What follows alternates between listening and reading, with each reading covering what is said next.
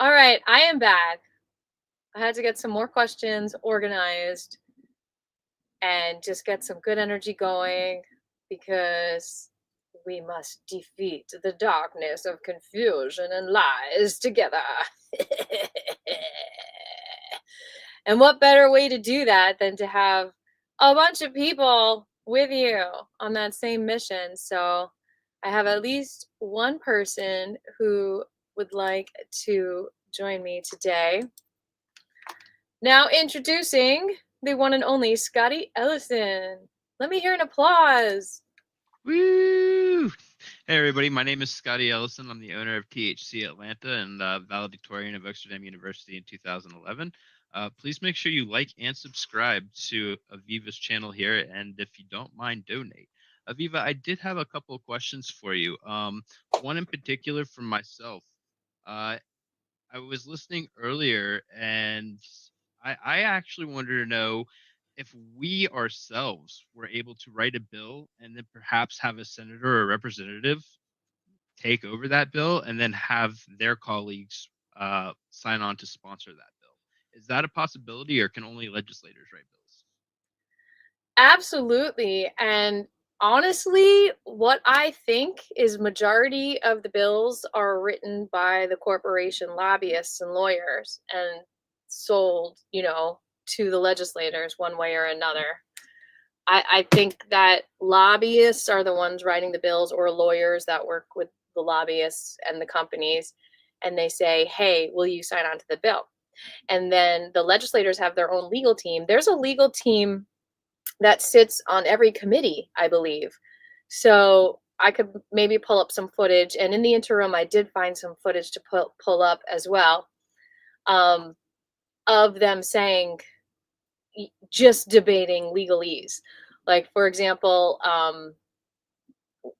one senator was like, well, I don't know if it's legal to do this because it's legal federally or whatnot.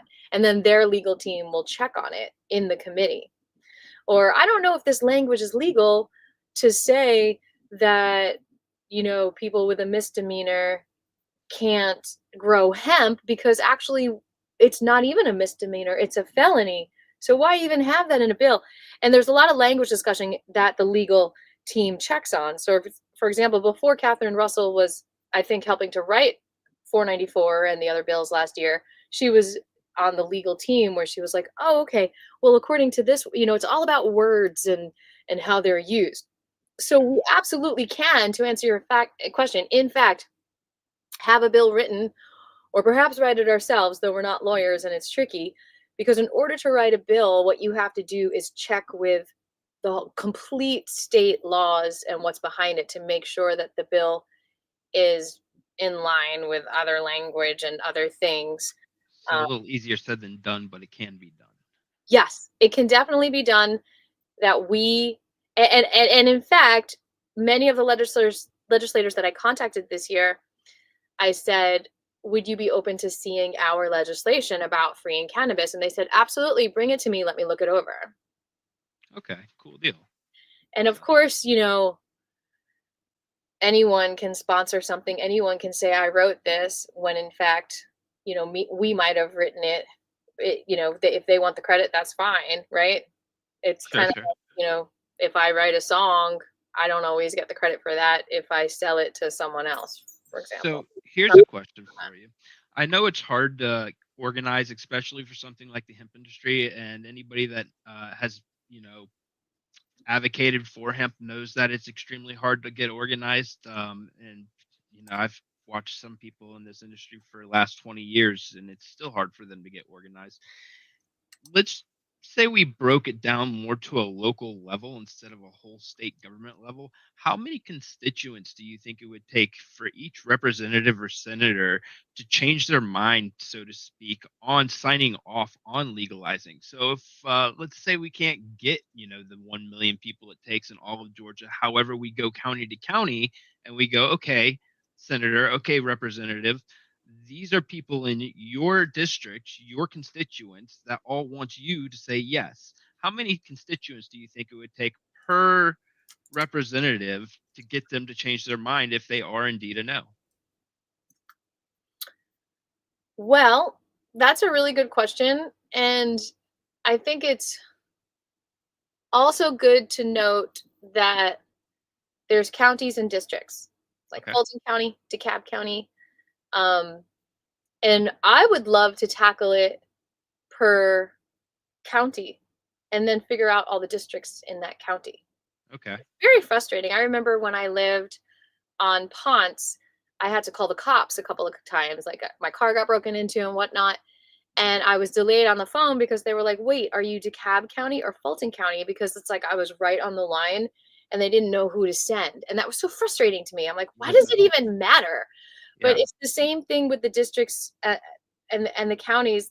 Like I was just remapped this year. So I contacted my legislator. I was like, hey, can we have a conversation about this and that? And she was like, just so you know, I'm not your legislator anymore because they remapped it.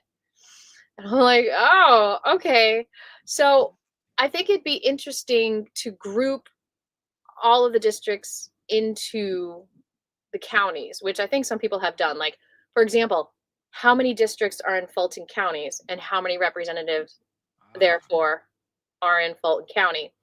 So we've got, for example, I did that with Bartow County because my friends are still in jail from Bartow County because I know that's one of the most anti-cannabis counties. Well, that's, there's two main districts, and Ed Seltzer is one of the legislators from that district, and Chuck Terry, I'm not sure how to say it, is one of the legislators. So there's four altogether because there's a rep and a senator for each district. Actually,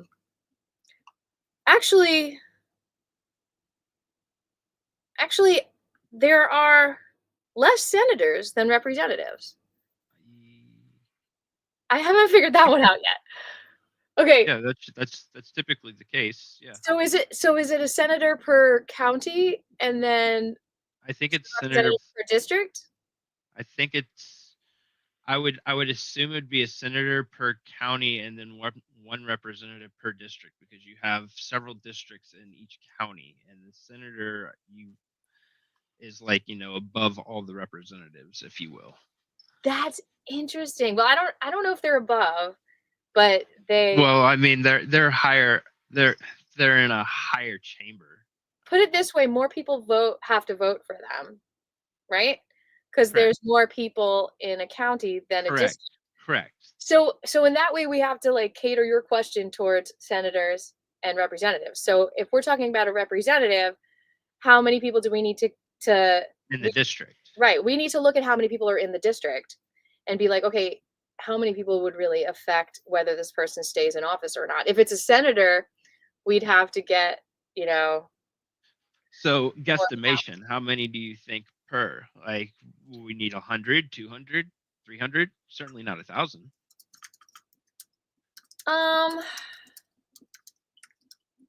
Let's see. Let's see what the population is. Okay. So there was a 2020 consensus of population Georgia congressional districts. And they're just saying there's 14. See, that's why they say like the senator from the 13th, the senator from the. So do I have it backwards? Is it districts and counties? Let me do a little AI search. Are districts bigger than counties? Let's see. AI is good for something. Figuring out your government, your history, and you didn't pay attention in high school.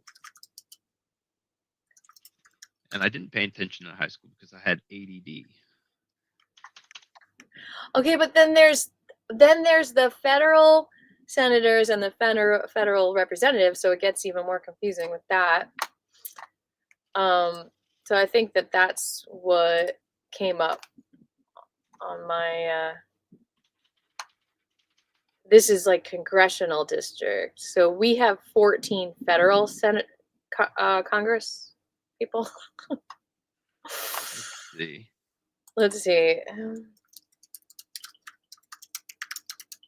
I think there's 159 districts in Georgia. So it's like, the gentleman from the 153rd may speak now.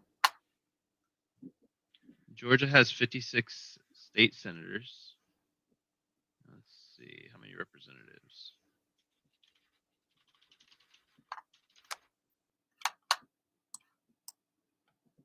And Georgia has 180 state representatives.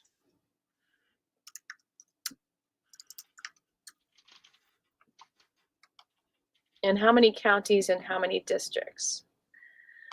So Bartow County, they say, have about 110,000 people.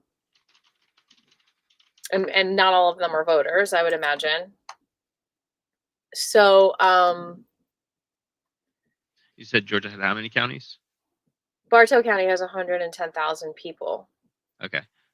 Georgia has 159 counties altogether. Congressional districts, Georgia has 14. State Senate districts, Georgia has 56. And state House districts, Georgia has 180. So. Can you say that one more time? I'm going to write it all down. I can, actually.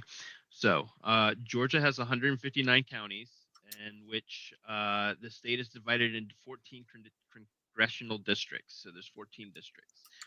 The state has 56 state senators, or Senate districts, if you will, and it has 180 state House districts.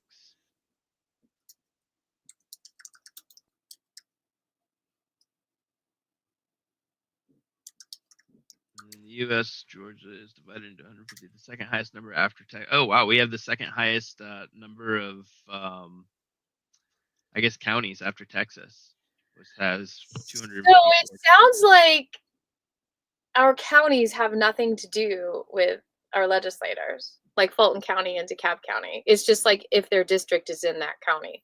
It's just completely different. Like they're just separating congressional districts, 14 congressional districts. Well, they're just doing 180 House districts randomly. It doesn't have to do with how many counties there are. And it's obviously there's more counties than senators, so they just like divide up the Senate districts randomly. That's what it sounds like. Interesting. That's why they can redraw it whenever. That's really interesting. So, like, who does the redrawing? This is going to send me down a rabbit hole. Because, oh, like, you no, this is a serious rabbit hole. You have no idea. So, like, at the very end of the session, I think in 2020, they redrew the districts so that there were more, like, for example, Democrats that would vote for the Democrat in that district. Right.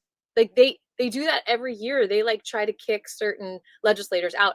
And like you can even like it's a game, right? It's more of this game. But who determines who authorizes this? I mean, whoever decides to put the law in, I guess. We have to I don't know. But like they literally like redrew the map to because they were targeting this one representative that they didn't want to be a representative anymore. And they knew he'd be voted out if they redrew the lines. That's very interesting. So I had a friend who was actually a representative in Kennesaw back in the day. Turn your mic up to there. Yeah. One moment here. Thank you so much. Turned it down so it wasn't blasting or it wasn't going over. Okay. Bam. Let's see. Is that better? Yeah. Okay. So I won't put his name on blast. But I did have a friend who ran as a Republican in Kennesaw. This was back in 2012 when Ron Paul was running for, I guess, a third time. And when he actually had momentum and everything behind him. So when he was running, he actually won that year. And then the following election, he mentioned something about how they were targeting, because he was a big, freedom guy. He was people first, America first, Georgians first, all that good stuff. But the establishment wanted him out. So in order to get him out, they had to redraw his district. And he was talking about how they cheated to get him out of, Congress the following, I guess, year or what, or not the following year, but the next election cycle. So they kind of did him dirty by redrawing. And I was wondering, like, how was that possible? Because he was actually pretty popular with his district. Yep. So that's interesting. That's very crazy. Yeah. It's like, it reminds me of being a kid and just like making up rules of the game as you go along just in order to win. What was that? Oh, I'm pulling up the video on the hemp channel so I can comment as hemp. I'm trying to see if it's still working. Oh, got you. Guys, make sure to like, share, and subscribe. And if you can, leave a comment. Helps boost the algorithm. This is very important stuff. We do need to get this out to every single Georgian we can. I won't say to the, the whole United States public, but it is very important to Georgia, especially if you care about hemp or cannabis legalization, and not allowing some big corporation to come in and take complete and utter control over it, completely shunning out the little guy and everybody that's potentially dropped everything they have into their companies. If you want to support local business, small business, and you want to support the industry, make sure you're paying attention to Aviva and her channel, because she's dropping all the knowledge and everything you guys could possibly want to be able to follow this topic. So, for education, follow. Thank you. Absolutely. You're doing a great job. I can't tell you, I can't tell you guys how much she's doing for our industry, and she doesn't even partake. So, thank you, Aviva. Thank you. I really appreciate that. So I just actually went on to the USA Hemp Revival. I kind of do like the production also. So I was double checking to making sure that I can comment, and I can't because I haven't seen any comments come in, and I'm wondering sometimes it gets disabled. So is anyone out there able to comment to see if it's actually working?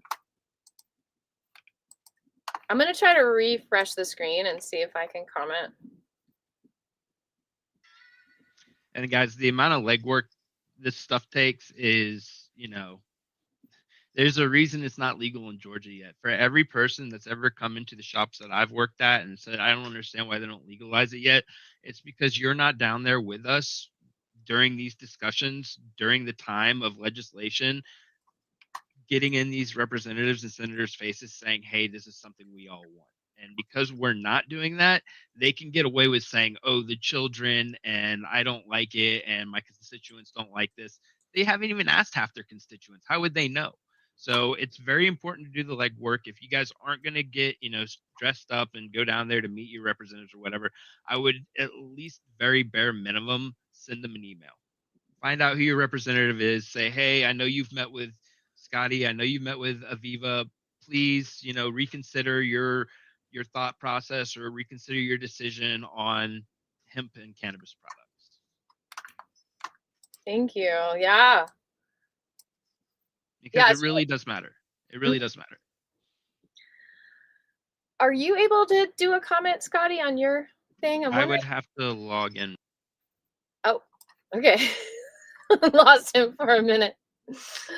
Oh my gosh. I'm sure he'll come back, but we're trying to figure out all this. There he is. We're trying to figure out all this technical stuff. I would have to log in real quick. Let me see if I can do it from a new tab. Bear with us. Don't read his mind. Don't read his password. So basically, I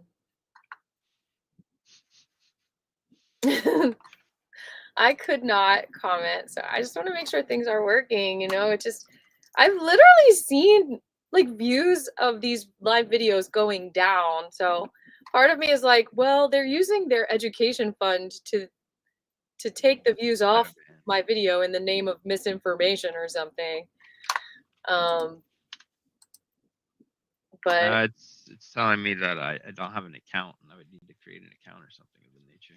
But you've commented on videos before. Yeah, it wants me to log in. Okay, hold on one second. That is weird. It's not letting me log into. Let me see if I do this. Yeah, it's telling me I have to join the chat by doing some kind of a special thing, but whatever. We're not. Yeah, I have a feeling I'm going to end up.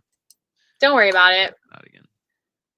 Maybe you can send the Here, link. let me just do it from over here. Maybe you can send the link to a friend and just be like, hey, can you chat? See if you can chat.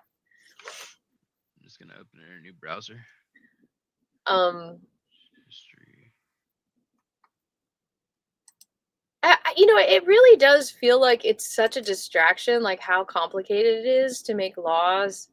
It distracts people from being able to take action and understand it, because it's not taught in schools, or maybe it is and I just slept through it. I don't think it was, because I don't remember learning this stuff in history. I do remember falling asleep in history class though. Yay, it's working. Yes. Okay. Thank you. Um, okay. So where were we? We were talking about writing a law for these people to check out. And Yes. and I do think it's important to see what they've written in the past and what other laws are written that is what we want. So the way like epically California legalized it in what, 96 or 97 or something? Or was it earlier, 94? California had Proposition, I believe it was 90 or Prop 39, something like that. Let me see. So they And it basically was had it on the ballot. Like, California didn't legalize the first state to actually legalize recreational was Colorado. California was the first to have medicinal on the books. oh, Yes, Colorado beat California to the punch. California tried, I think, with Prop 29. Let me see, back in 2000, because I was there in California while this bill was trying to be introduced, and I think it got shot down. Let's see, Cali Prop. I think it was Prop 9 actually. Cali Prop 9. something with a 9. So Yeah. basically what happened is they got signatures. And if you get enough signatures in ballot initiative states, then you can get it on the ballot to vote for it. Now, if you were a Democrat voting in Georgia, you had that option on the ballot to say, is this something you care about in the Democratic Party? Should we focus on this in Georgia? And it won the majority vote to legalize cannabis. So the Democrats should be focusing on it based on their survey that they put out. And it was literally on our ballot. And so I think the way they're going about it is they're trying to turn us into a ballot initiative state so that we can go out there and canvass and get signatures in order to get something on our ballot. I'd like to correct myself real quick. It was actually Prop 64. My apologies. Proposition, and it was I was exactly gonna say 60, yeah, like 60 something, yeah. Proposition 64, which legalized recreational marijuana in California, was not passed in 2012. It was approved by voters on November 8, 2016. The initiative allowed individuals over the age of 21 to possess and cultivate marijuana for personal use, and it regulates commercial activities related to sales. Prior to 64, possession up to 28.5 grams of marijuana was considered an infraction, but after Prop 64, it became legal.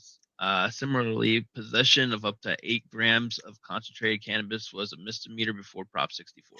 So before Prop 64, before California even legalized, they already had stuff on the books that made 28 grams of, if you, as long as you had under an ounce of weed, practically, you were good to go. And as long as you had under 8 grams of concentrate, you were good to go.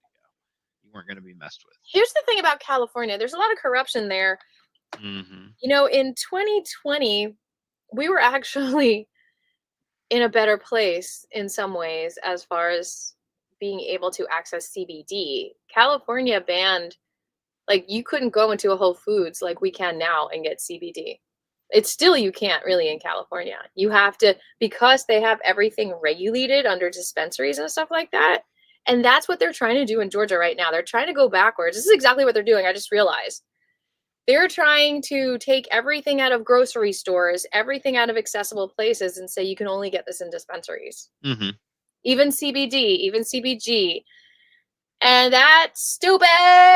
They're trying to hinder the market, and they're trying to make it so only a handful of companies can manufacture in Georgia. Only a handful of companies are going to be able to sell in Georgia. You have to have a license to buy anything out of these companies. You have to have a license to manufacture. You have to have a license to be able to sell. And if you're not part of this company's, I guess, I want to say profile or portfolio, if you will, then you're not getting a license. It doesn't matter how much it costs. Wait until they come up with like some type of, oh, well, you have to have this type of certification and you have to have this type of qualification and you have to have, like, it's the same thing they did in California that hindered the market and the industry out there.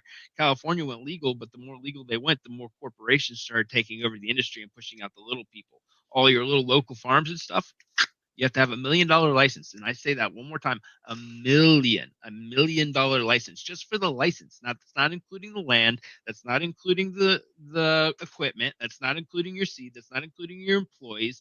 Just the license to say, okay, you can do that was $1 million. There's not a lot of local mom and pop grows out there, even growing, cannabis, as lucrative as it is, don't have an extra $1 million to throw into a license. That alone was criminal, and that was done by corporate lobbyists. So, speaking of which, thank you for saying that. If we look at HB 227, which maybe you can look that up while we have sure, a word from our sponsor, because our sponsor is absolutely. really itching to get a word in. But HB 227 has $1 million fine. They really like these $1 million, I think, for having a hemp product somewhere or something. Okay, speaking of little guys, it is my turn to Hi, talk with Scribbles. the sponsor of this video. Excuse me, can I get a full screen? Sure, hold on. Hi, Scribbles.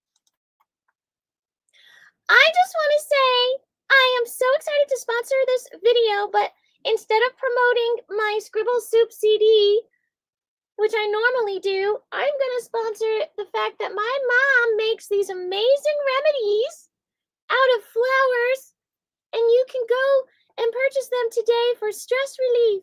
And they're all natural, and they have the vibrations of like birds chirping, chirp, chirp, chirp, and trees and the sun, and they're so beautiful.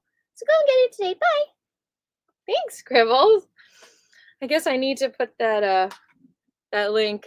Or you all can just email me if you're interested in doing a Bach flower consultation. They really are amazing as far as staying on track with your life's work, staying on track with stress relief, even depression, even confidence.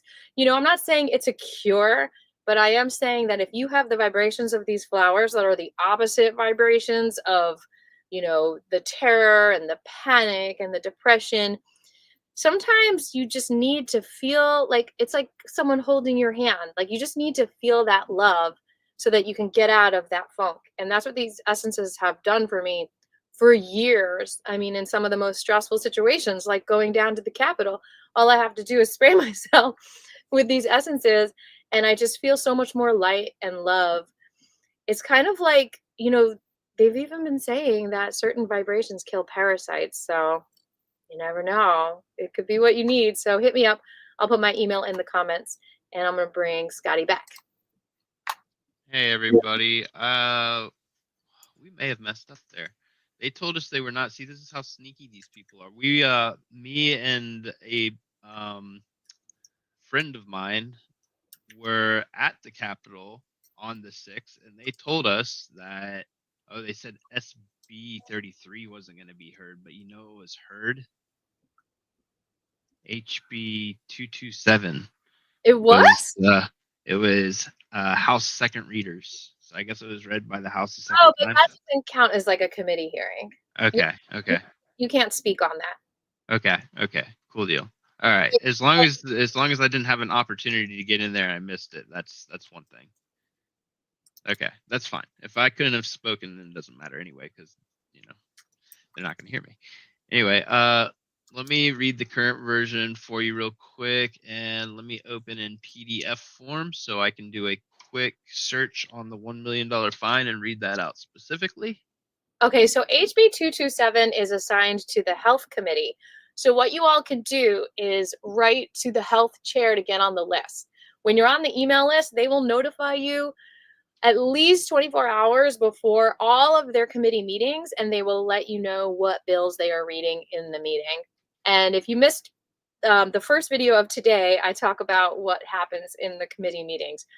I'm going to go ahead and get that email for you while he is looking that up. I'm going to just share the screen, actually, so you can see the process of how I find out who to write to. And again, if you're interested in donating, I need to put the link there. I am merely trying to have time to do this.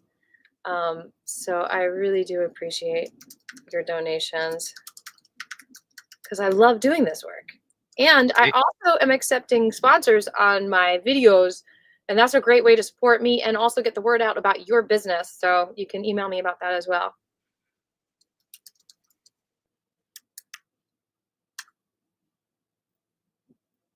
Okay, so they're talking about just possessing. Dude, that's really messed up. This thing needs to be shot down fast. Yeah, it does. It's scary. Yeah, it's very scary. They're not even talking about processing right here. They're just talking about possession. Notwithstanding any provision of Chapter 13 of this title, any provision having possession of purchasing or having under his or her control more than 20 fluid ounces, and then it has of low THC oil crossed out, but less than 160 fluid ounces of, and then it has low THC oil crossed out. So I wonder what they're going to put in this little I wonder what they're going to revise there.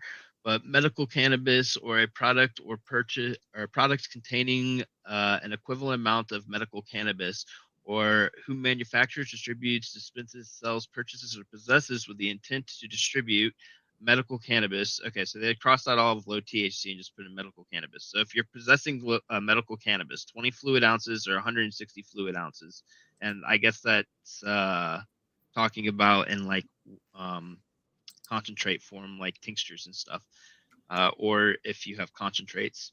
Um, but if you're in possession of that, if you have control of that or whatever, uh, it is a or will be a felony, and if convicted, shall be punished by imprisonment for not less than 1 year, uh, or up to 10 years, and a fine not to exceed $50,000 or both. So you'll probably end up legitimately with like a 10,000 first offense. If I the way I know how the law works, first offense for this will probably be like a year in jail or slap on the wrist, depending on if you're a first offender, and then like a $10,000 fine. The second time you do it will probably be about $25,000, and then probably 2 or 3 years in jail or something of that nature, or probation, heavy amount of probation. And the third time you do it, because Georgia's a three-strike system, that's where you'll get your 10 years and your $50,000 fine. So, yeah, you don't want to. What line is that? That's going to be on 148 down to 155. Okay. And you can find all the fines much easier if you hit Control F. Are you on a Mac? No, I'm just looking on the website. But are you on a regular computer or a desktop Windows? Hold on. I just need the line. I don't need anything else. I'm looking at this cancer stuff that it's talking about. Which one? Which line? Okay, they're now saying that, and I just told them about this. Okay. So this is annoying. This is annoying because they're doing good things in this bad bill. Mm-hmm. See, what they're doing is it used to be that you can only get a medical cannabis card for end stage cancer. Now they're saying any cancer. That's why they crossed out end stage there. And they're definitely trying to take over the medical game. They're crossing out anything that says low THC oil, so they're not even worried about that anymore. And now they're just putting in medical cannabis. So I'm Woo! not sure if You were so on it. Oh, yeah, see, but they're crossing out severe. They're like Tourette's syndrome when it's severe. It's like no, and so it's like it's just such BS. It's like who cares at this point? We don't want our medical cannabis card. We just want it to be free. yeah. But at I don't least, have a medical alcohol card. I don't but need a license to go and buy Everclear. or Jägermeister. Anything that's hard, like I don't need a license to go Oh buy it. my I god, need a you certificate guys! of They're enrollment. trying to pretend they're being nice because of breadcrumbs. We are Hansel and Gretel leading to the witch's house. We don't need your breadcrumbs. We don't need you to say when it's not severe. You shouldn't have said it was severe in the first place. You gave us the sickness. We don't need your remedy. It's like you're the one that told us it was severe. Forget This it. is We very don't. much a control thing, and with Georgia being so draconian on its cannabis laws and being so behind the times, and our representatives, even the ones that don't like it and sat there and said that they won't legalize it, the one that I specifically had a meeting with last Thursday, as she continued to ream us out, did in fact, while she was tearing my head off, tell us that Georgia was indeed behind on the times and behind everybody else, blah, blah, blah. But she didn't care. And then she had her excuses or whatever. It's like you just admitted yourself that we're behind. Like everybody. Georgia has the largest agricultural program in the United States, if not the rural. Like I know if I'm not mistaken, Georgia has branches in other parts of the world. The Georgia Department of Agriculture, is that correct? Other parts of the world? Well, I Yes. mean, we have the biggest cotton industry. We're probably growing ethanol. We are international, if I'm not mistaken, and I'm pretty sure a quick little search will verify that for me. From what I believe, But yeah, I mean, I like, don't want to name drop, but a certain somebody told me that was the case. okay. So But I mean, with look that, how ridiculous this is. It's like, why would they even say multiple sclerosis when it's diagnosed as severe or end stage? Like, that's the only choice for cannabis. Like, it's morphine, and thank God it's not morphine. Like, it's like you can't have cannabis even until you're almost Alzheimer's, dead. like, only when it's. But like, see, this proves the fact that it's crossed out here proves. And let's look at the sponsors also after we look at line 148. Oh yeah. You know, but like literally that proves that they already know that it can help with cancer if it's not end stage. Look, all this stuff is now like, let's see if any other ooh, I lost that. Why is my thing not working? What do Oh, you? are you there? Yeah. Yeah. Okay. It's hard to do everything. All right, here we go. So what are we seeing here? Now we're just seeing the bill. Oh, I took it off the screen. Here we go. Okay, here we go. So we're looking at HB227. We just want to see the sponsors. So here we go. Robert Dickey. He's in ag. He's the ag committee chairman, and yet in health is where it sits. So let me just do this for you right now so you guys know. You have to email this person very soon, Dendrick. You have to email him to get on the email list so you know when this bill is being heard, okay? Dendrick Atkins, we can find his email. Honestly, it's probably just dendrick.atkins. I can find it for you. Hold on. I'm sure I've written to him, so it'll just pop up on my email. You know, it I've would be written nice like if literally we everyone. actually had like some way. We actually do, and you know what? I might put this on. Guys, I'm gonna start going live on X on THC Atlanta, and we're gonna do like this. This is where you can get all your breakdown, your information, whatnot. But I think we're gonna start doing a little bit of a podcast just so we can like open up a little bit more, and talk a little bit more. But I think we're going to allow or we're gonna be broadcasting on X. That way we can not only tag some of these senators and whatnot, but I would also like to be able to post some links for everybody so you can find your senator. And then once you do, I want to create a little list that allows you guys to tell me who your senator is or who your representative is. That way I can represent you and go talk to them and be like, look, these are your constituents who want you to vote yes or want you to vote no on a particular bill. And if you don't, I'm going to go back to all your constituents and let them know that you didn't want to and that you felt a particular way.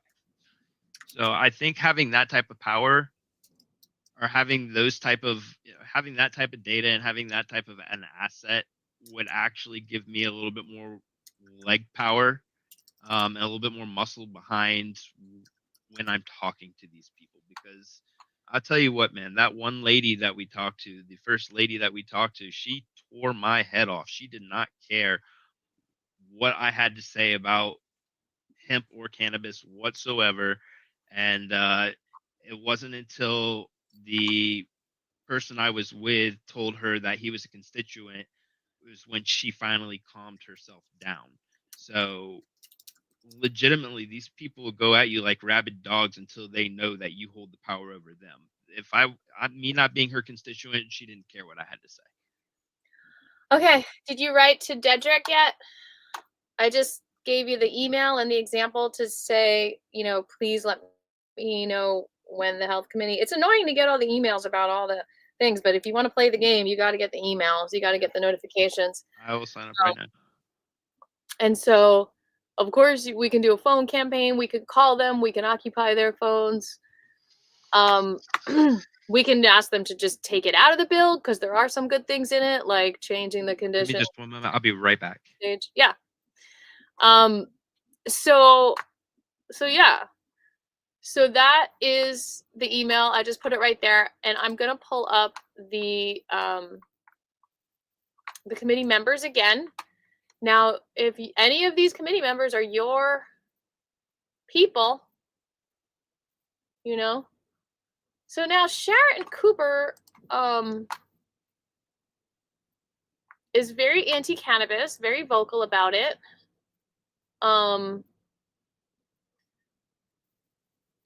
Otherwise, she's a pretty sweet woman. She's got a fun office with lots of tchotchkes. She's in the 45th district. She's Republican, which is interesting. So there's a committee which is Public and Community Health. Okay, so she is the chairman of that, and though she's not the chairman of the Health Committee, she is the chairman of the Public and Community Health Committee, but not the chairwoman of the bill that 227 of the Health Committee. The chairman of that is Lee Hawkins. So we can email him. You know, this is his email. I'll put it in the chat so you can. Sorry, Email. I dare someone to do this right now. Email chairman to express your grievances about HB 227, and you all should know how to do that. And this is his email. Okay, so he's the chairman. He decides if it's going to be read, if it's going to be deliberated over, if it's going to be voted on. You know, that's your guy, Lee Hawkins. I've never met with him. I don't know what he's like. We should try to get a meeting with him. You can write to his staff to do that. You can call him here to do that. You can program that in your. You can go to Gainesville, Georgia, and try to go to his district office, talk to him there. Me and him have a very similar birthday, day before. And his spouse's name is Sharon. Not Sharon Cooper, I don't think. All right. Where else are we? Zooming over here. By the way, I really do appreciate you being here with me, Scotty. It is really like hard to have the bandwidth to do this but on my own. And honestly, I think it's because it's so evil. It's like I need some spiritual protection when I do this stuff. It's crazy. Yeah, no worries. More than happy to help. I am actually emailing for the email list to Dendrick Atkins right now. Nice. Let's see. So Viola Davis is in the committee as well. I think she would be on our side. She's got a good bill in the docket. We should talk about the good ones. Billy Mitchell's pretty pro-cannabis. I mean, generally Democrats are pro-cannabis, and Republicans are pro-controlling cannabis. Dude, I'll tell you what, unless they can take the credit for it, and which they're never going to do. But you cannot generalize, because David Clark and my wonderful friend Latricia Howard, his legislative assistant, he is very pro-cannabis, and he's a Republican. So he's already had legislation. You could look at his sponsored legislation over here and look at, I think it was 2021, he had a cannabis bill. Actually, I think it was 2020.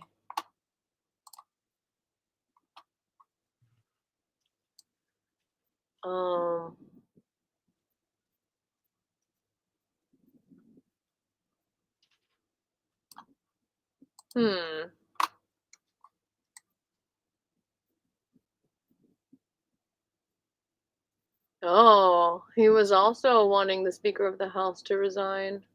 There was a big thing about Ralston in 2020, rest his soul.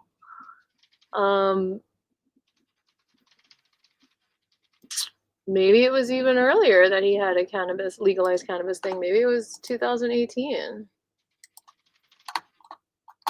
Ooh, we gotta like document these because it looks like they only go back a certain number of years, and if we want to like save this for the history of hemp, teaching it in colleges and whatnot.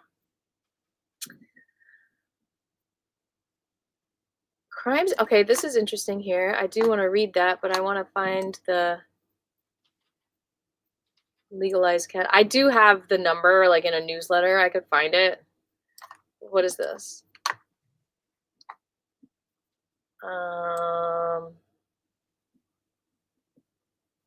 To amend. Let's see.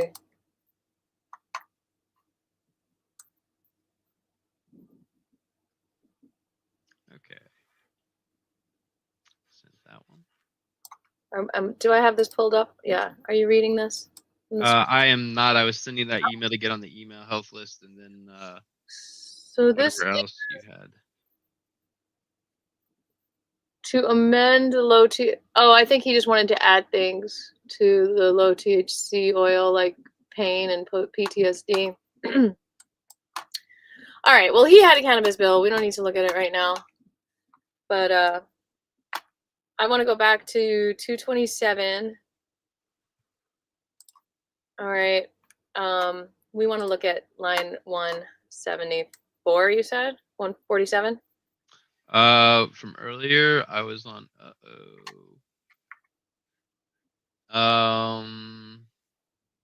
Any person who possesses, purchases, or has under his or her control 20 fluid ounces or less of medical cannabis or product containing an equivalent amount of medical cannabis without complying with shall be punished for a misdemeanor. So they're like saying, if you don't have a medical cannabis card and you have cannabis, we're coming after you. But then keep reading if you don't have one. Okay. More than 24 ounces unless a product who manufactures, distributes, possesses the intent to distribute medical cannabis shall be guilty of a felony. Okay, that's... Oh my... Well, it possesses with the intent to distribute. So it's not just possess, but purchases or purchases with the intent to distribute. It's still crazy. I mean, but like honestly, Felony. For them to be like, oh, you were distributing, all it takes is either your medicine broken up into two separate baggies or a scale or something that like that being around you. Doesn't even have to have residue on it, just for being around you or broken up into different amounts automatically constitutes it and justifies it for them as a sale or packaged for sale. So that's kind of stupid because people will take their vitamins and have their vitamins separated in their little pill jars Monday through, or Sunday through Saturday. It's no different with strains and different stuff, people separating their different strains and whatnot. If you're caught with two different strains and they're in two different bags, you're automatically assumed that you're selling. Right. And then it says something about work. Like, employers are not required to permit you to use medical cannabis even though you have a medical even though you have a card. It's just all such a racket. It's like, it is. What is the point of having medical cannabis if, first of all, insurance doesn't pay for it? Second of all, you can't keep your job if you're on it. Like, what if I was taking bipolar medication? Could I be fired for that? Serious? Yeah. Or can they test me for that? No. Can we add that to the bill? Like, what if I was taking an SSRI and you just are an employer that don't want to deal with people on SSRIs? Can you write a bill saying I could test you for it? No, in fact, you could sue me if I decided I wanted to test you for it. Woo! We need sound effects. Boing. I mean, if I had OBS. Right. And yeah, we got to get on OBS when we go live on X. Oh yeah, we're gonna have a lot of fun stuff. This is a great discussion. Like, this is such important stuff. Don't you all think? I know there's more of you watching right now. Okay, so what was I going to do after this? Okay, so that's 227. So hopefully, they're going to try to pass it like crazy. Robert Dickey is the main sponsor. Matt Reeves, who's that? This is 227. Yeah, he's in cover now. Be on top of that one. So hard. Yeah, he's the 99th. See, all these like double digits, I'm telling you. Brian Prince, Democrat, he needs to know what's going on. See, they're very confused, honestly, because they're acting like it's pro-cannabis to the Democrats when they ask them to sign on, because they're like, oh, look at this. We're adding all these conditions. Now people with cancer can get cannabis. It's not just end-stage cancer. Now people with, Parkinson's can get it. It's not just severe Parkinson's. So look, we're making it better. Ha ha ha. We're also criminalizing it in the background. It's like, no, we're done. So do these legislators, like, I know they're busy people because they've got 1 billion bills, like, literally coming down the pipeline at them at all given times and all given, hours of the day. But how many of these bills do you think these guys actually read before signing on to something?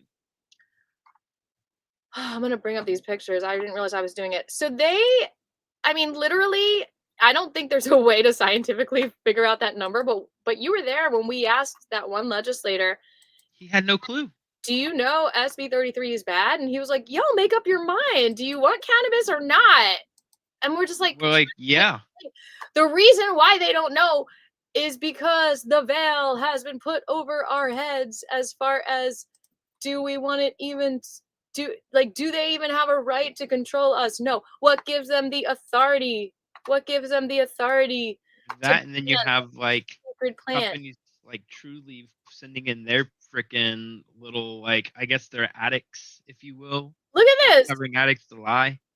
Look at this. He told David, right, exactly, that he supports legalizing cannabis. He signed on to this 227. He needs to get his name off of that. He needs to know.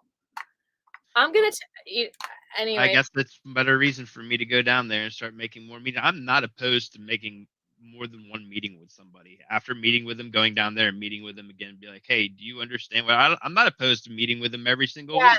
Take it away. I'll be. Yeah. Oh my goodness, she left me all by myself. Unfortunately, I can't control the screen, so we're just gonna look at these senators and representatives while she gives me the screen to take away. All right. I guess while we're doing that, I have my own screen. I know you guys can't see. Actually, maybe I can. Can I present? I think I can present my screen. Let me just make a few things go away real quick. Show that and show that. Well, I didn't really want these being seen. So I've got some bookmarks that are business bookmarks that I don't really want to be visible. Anyway, we'll just go down the list, I guess, while I am rocking it solo here. We have Representative Robert Dickey. Let's see what this guy's about real quick. Committees he's on. He's on the Agriculture and Consumer Affairs chair. He's the chairman of Agriculture and Consumer Affairs. Okay. Now you know how it feels being all alone, right? I mean, I just wasn't prepared. And I don't have the screen. I can't mess with the screen without showing mine. And like, there's certain things on mine that I need to be able to cut. Yeah, he's the chairman of Ag, so he is also responsible for calling a meeting, a hearing for 265, because he, right here, the Ag chairman, and he has been for years. Yeah. So what is this guy pro, or is he, what do you know about this guy? What do I know is that he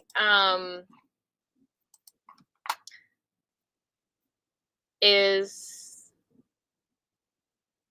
impressionable. Now, you might have the answer to this, and I think I already know the answer to this. It's probably yes. In fact, I'm almost positive it is yes. But I'll ask you anyway because I'm still a little uncertain. If I wanted to go live, say I have my meeting set up or whatever, and I wanted to go live on X during my meeting and set up the camera to record and go live, am I allowed to set my camera up and go live in the office? I mean, they're a public representative. There's nothing saying I can't record them or my meeting. There's nothing private about the meeting if I don't want it to be. Yeah, I mean, they might not talk if you do that. They don't have to like agree to it. You know how people like attack people with cameras sometimes? Yeah.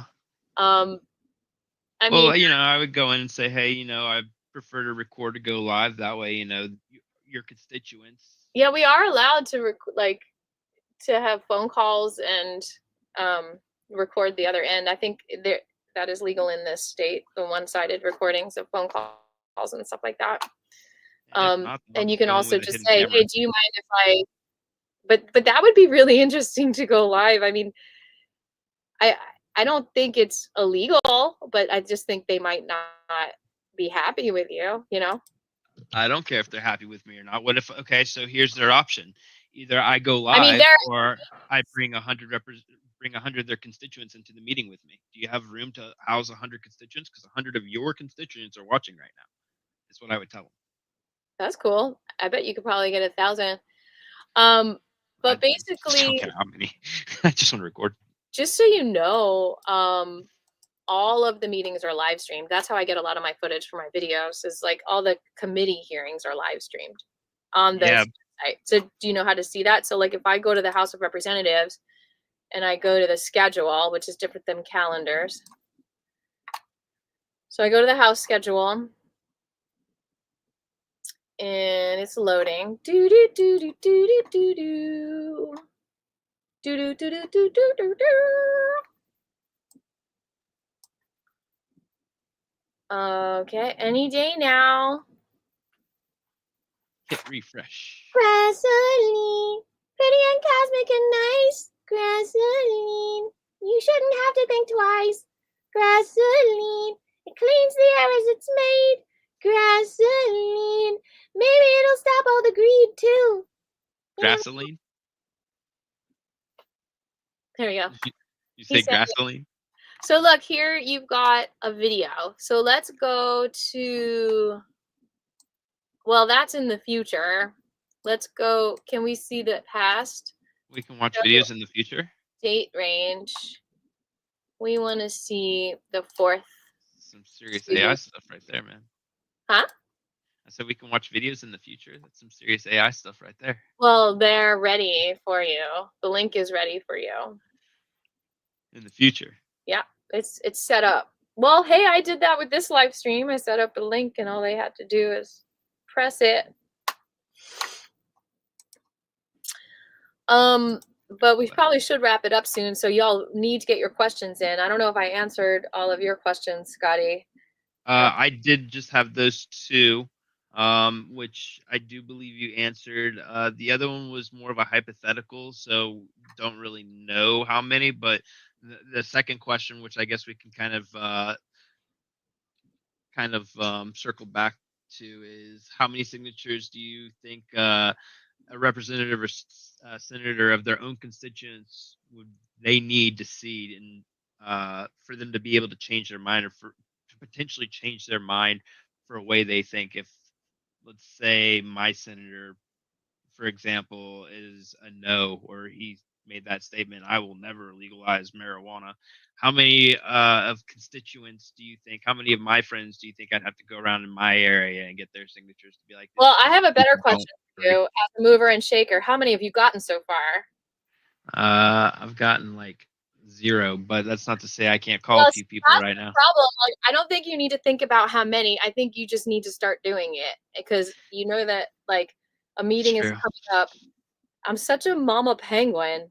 Like literally, like just I think you should, yeah. Okay. I can get these signatures. The goal, I think it should all be about your motivation. Like if you know that this is coming up and you put a goal that's too high, you're not going to feel motivated. You're going to feel like a failure. I want you to know, even if you get 2 signatures, that's meaningful. Even if you get 3, even if you get 6, let's go up. Like I'm a math geek. I love the Fibonacci spiral. So I think it's good to have goals exponentially. Start with 1, then go to 2, do it old school style and go door to 4, door. then go to 8, then go to 12. Like I think I need to do the odd numbers to get a right spiral, but eventually, exponentially, you'll get there. But don't start with a high goal because you'll get discouraged. Like start with within. I'm just gonna go door to door tomorrow. Be the number one. Be the one that makes the change, and then you'll bring in the people with you, and be that beautiful snail. And it'd be great. I think 5 people make a difference. I think it would be really impressive to have a list of 500 signatures. I think would be very influential. Think about it. Just think about if you were a legislator and you weren't a jerk. That's the problem. Most of these guys are. What would you want? What would convince you? Unfortunately, what Yolanda always says, and unfortunately she's right, what convinces you is when you need it. Yeah. When you realize, oh my God, this is something that I need in my life, and it's personal, or someone you love is dying and they're able to use it, and you had so much trouble accessing it, that's what will convince you. She's like, you guys, you don't want to have to need this. No medication is working for me. This is the only thing that's working for me. And now you've taken away my flower. Like, what the heck? Now you're going to criminalize me for having it even? You're going to send me to prison for getting the only medication that works for my body? Talk about bad karma. They are going to end up needing it probably because they're restricting it. That's the law of like spirituality, isn't it? Okay, back to here. We're going to see one of their meetings. They meet Wednesdays. Let's see what it's like. We're going to go to their meeting. We're going to watch. So it's in 506 Club. Now you did go to Coverdell, right? You went for your We first. did. Yes, I've So that was like, it's a little more homey than the Capitol. Yeah, it's very much more organized than the Capitol. Capitol's like when you're walking into high school for the first time, and then the Cloud Building's more like an elementary school. It's just more hallway, like doors. And then the Capitol's more like, okay, you got to know where you're going and which way you're going to get to your class type deal. That was interesting. It didn't it didn't pick up right away, but here it is. You see it? Yep. Are we on? I see it. Okay. So, so this shows you the meetings. Critical, and I think that's the key point here is because of the efforts that we've put in place with our EOC and other things, we were able to act fast. At times, there were over 150 people working on this particular case and this situation, but it is ongoing. We have cleaned and disinfected one location. We're in the process of working on the other, and hopefully by the end of this week, first part of next week, we'll have most of that wrapped up. But we're in a really good place. I'm glad we forwarded to this because that brings me to the other industry that is huge in Georgia, which is the chicken farmers. Unfortunately, we feed like fast foods all around the country, along with the cotton industry. So that's like a huge, as ag commissioner, he's kind of responsible for really making sure those chickens don't give us the flu. And things are moving in the right direction. It's no... and on AI really quick, we are asking for some additional resources that we didn't know we needed until we had the AI event. And that request is in the budget, or we're asking for that in the budget. We'll be diving off into that with our appropriate. Okay, now if you really want to go down a rabbit hole, you want to see who got that hurricane relief money, because there are rumors that some of the medical cannabis farmers are getting some of that money so that they can afford to keep growing hemp. I mean, I'm sure a lot of their stuff was destroyed during the hurricane, but are they giving them more than, Wait, the medical farmers? Huh? The medical farmers, or just regular hemp farmers? Do we even have regular hemp farmers here? I don't even know. Like, I think it's, all medical at this point, or all CBD. Friends in the Appropriations Committee, and want to ask for your support on that as well. It's no secret Hurricane Helene was devastating to our state. So there we go. The 79 applications. Let's see who are those applications. I would like to know. Please do that research, someone. Over $5.5 billion worth of damage. At the department, we had about 50 employees of our agency that were committed to this effort over 3 weeks of deployment. My district, but now is your district chairman, Dickie, who actually is in veterinarian school in Grenada right now, had a challenging time trying to get into any veterinary school because all the slots were filled. So thank you so much for bringing this bill. Okay, Chairman Meeks, is that you? Yes, sir. Thank you, Mr. Chairman. Madam Chair, thank you for bringing this today. Does the American Veterinary Medical Association maintain a list of those, I'll say, accredited schools from other foreign schools, so that we know as they're applying which ones, I'll say, are? Okay, so basically, Chairman Cooper is bringing up a bill having to do with veterinarian something that, I think it's always good to learn what they're doing and comment on it and, understand that, we're not just about cannabis. We're normal people too. We care about all these other bills you're doing. And thank you for this and thank you for that. Maybe it's a good one. And if it is a good one, we want them to know we recognize the good that you're doing. I mean, they're human, right? Accredited in whatever country they're located in? They do. They have a list. I can't name what the list is. It's just like if you apply to get a license here in medicine, Yes, ma'am. the each state has a copy of the list of the schools that are approved. Right. Okay. Thank you. Thank you, Mr. Chairman. Representative Steen. Thank you, Mr. Chairman. Chairman Camp and Chairman Meeks have addressed two of the things that I was going to ask, but I think this is a great thing to do to solve the short-term problem of getting us an immediate need. I'm just curious, what are we doing to expound the education system? And you might not know the answer. So, we don't have to watch this whole thing, but I just want you to get an idea of how these meetings go. All the ag committee folks sit up here and listen first. Oh, I didn't even say this in my last video. What happens? You first listen to the sponsor of the bill basically completely explain the bill. So when we go and testify against SB 33 and HB 227 and HB 265, we're going to listen to the sponsor say the whole. The person that initially took the bill, or yeah, you say the sponsor because there's multiple people that sign on. Or someone can speak for them if the sponsor is busy at another hearing or something. He'll be like, okay, I'm speaking for this person, but usually it's the sponsor of the bill.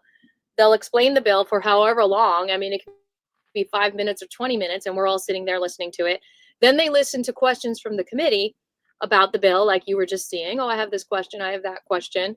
Then they might want to, then the chairman gets kind of like a feeling for how everyone's feeling about it. Now, in the meanwhile, there are sheets to sign up to speak. If you know that a bill is being heard, then you can sign up to speak, whether or not it's being voted on or not. And the chairman can decide if he wants to hear a public comment then. It doesn't always. If it's not going to be brought up for a vote, they might say, oh, well, we're going to hear it again on Thursday, or we're going to hear it again next week. And at that point, we'll take public comment and we'll take a vote. So you might go down there for nothing, I mean, hopefully you'll have other meetings, but it's all an experience, right? So basically that's what happens is they hear it first, and then is the public comment. I just wanted to say that, but I wanted to just play this a little bit more so you can get a feeling for it. And it's the main sponsor of the bill that speaks first, correct? Answer to this so that we can get more of our students that want to be veterinarians. Took a couple of years to get him a specialized license. So there's a need for these. There's a need for more vets. And if they're from a qualified veterinary school, we need them just to be able to practice veterinary medicine regular, which this bill does not touch. But we also need these specialists. Okay, thank you. We've got you've got several questions if you're willing to answer those. Okay, well. Okay. That's So, what? That's the lady. She took my head off. Imported. This stuff's made here in the United States, but it's made in a lab where they're cloning cells. We just want transparency when people are eating that or consuming it, that they know what they're getting. It's already required to be labeled in grocery stores, much like seafood. Yeah, this is a big deal. I think they're talking about like the fake meat. Lab-grown meat. Like Yeah. that is so messed up. Like sometimes it's- I'll feed my kitty cat meat and she won't eat it. I think they're talking about this, like it's not labeled appropriately. We're just asking for restaurants to label it as well. So again, one paragraph, simple and to the point, and we'll. So yeah, Jason Ridley, thank you for that. Good job. Well, and so what you could do is you can go back to the meeting, right? This is,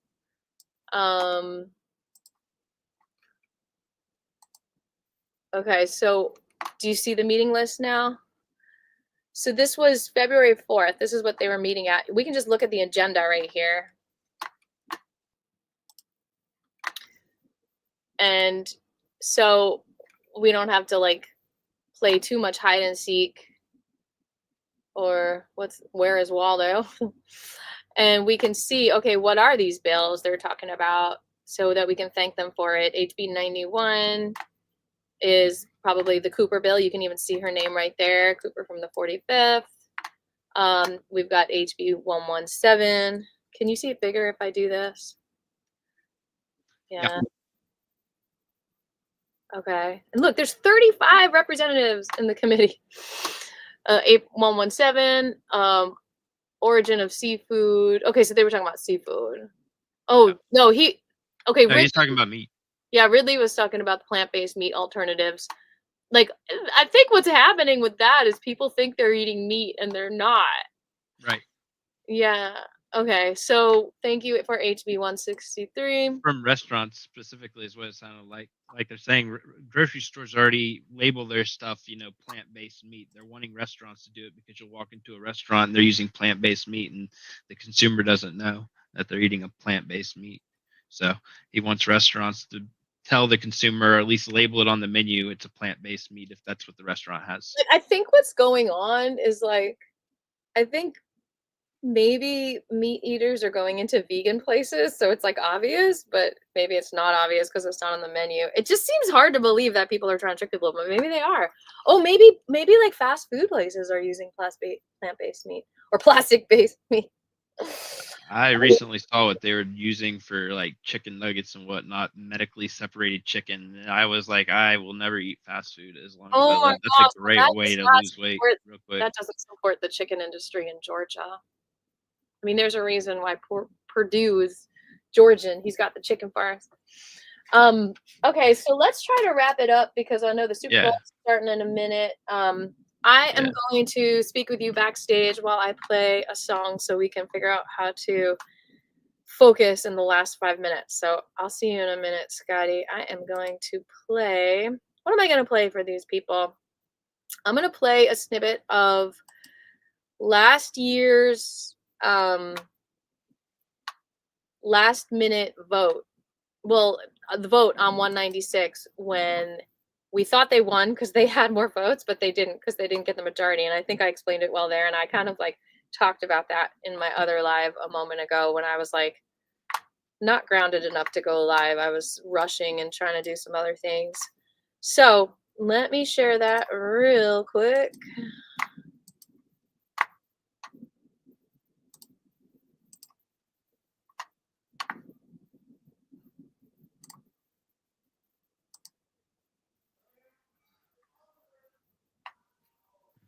Nobody's voting? They're all we don't want to do anything.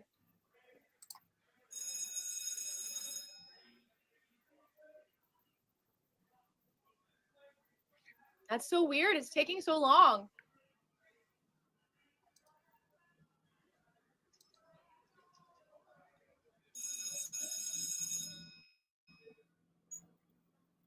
Yes, Father Chronic. It is our human right. This is all smoke and mirrors.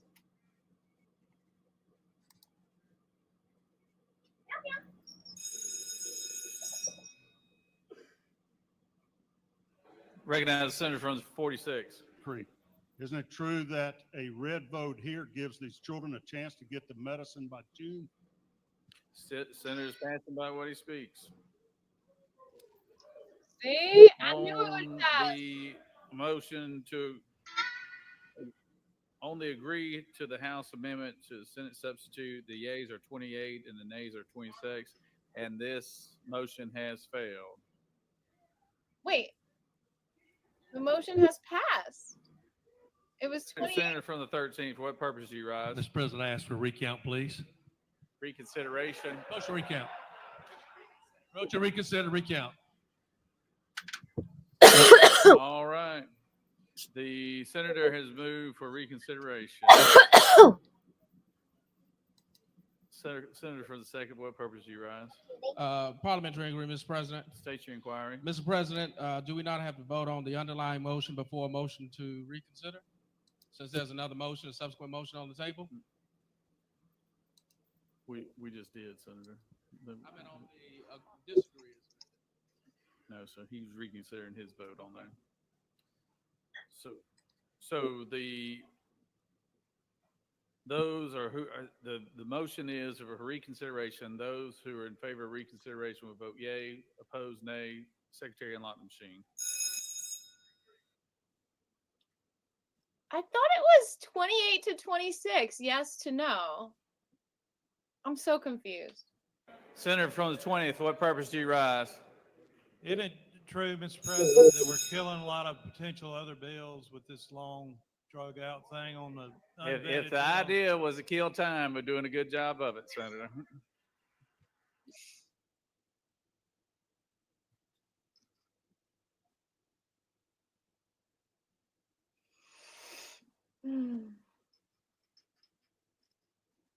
I'm gonna put some good energy out there for education.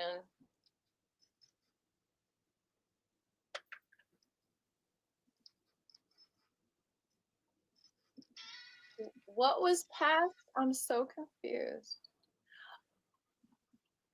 Oh, it was a vote to table it? No. On the motion to reconsideration, the yeas are 27, the nays are 28, and the motion has failed. Now it goes to the senator from the 46. His motion.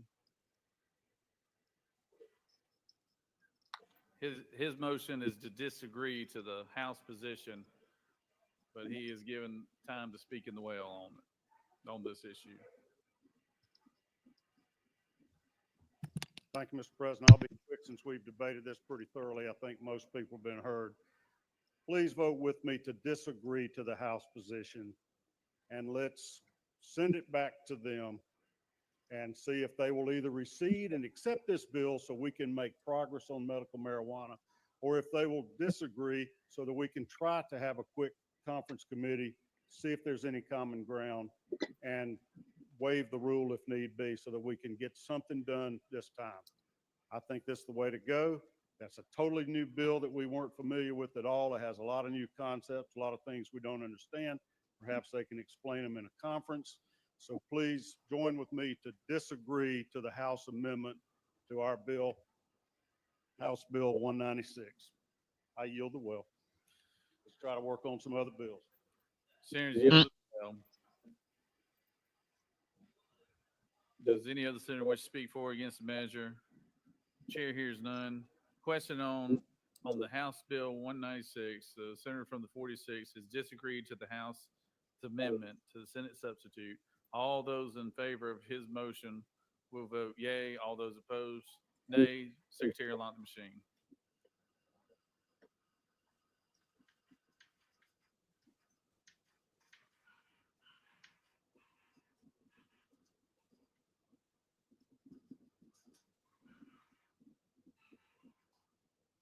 Hello. Hey, I think we can talk, I guess, but they can't hear us. Yeah. I'm not sure though. Are we signing up?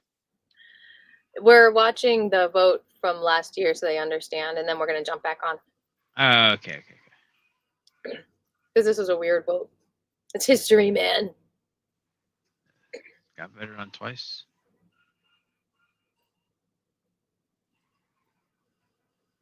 It's 2 years ago.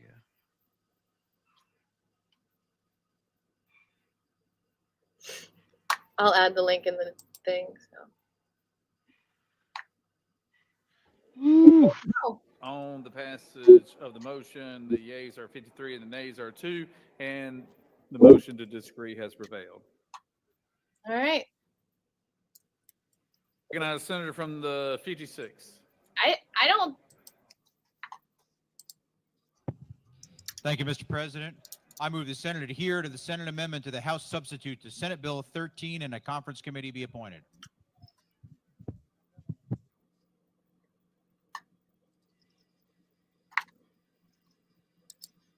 All right. All right, we're back. We're back.